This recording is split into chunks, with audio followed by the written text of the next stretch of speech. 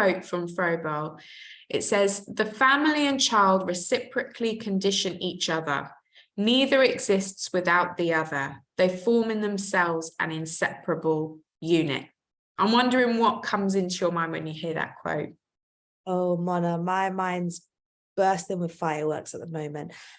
I get the feel of interconnectedness and mother and child positioned as dualities, the polarities of bouncing back and forth. There's no mother without the child. There's no child without the mother. But I also get the image of an infinity wheel, like an infinity interconnectedness that's woven together within each other, like the yin and the yang. Yes. There's no masculinity without femininity, and then no femininity without masculinity. So that's the kind of image I get, the interconnectedness, the woven image of mother and child meshed together.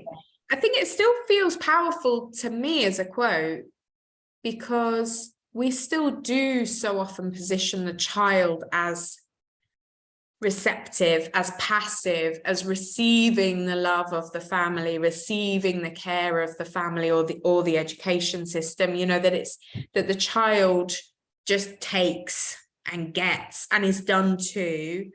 And I love this idea that no, the child is contributing, the child is influencing. This is a dynamic process, that when we look at an adult and a child in relationship with one another, we have to see the back and the forth. We have to see what exists between them, rather than thinking that the flow is all in the direction of the child.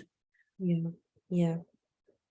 Do you think it means anything for us when we think about leadership? There's a fine balance between the educator learning from the child and the child learning from the educator.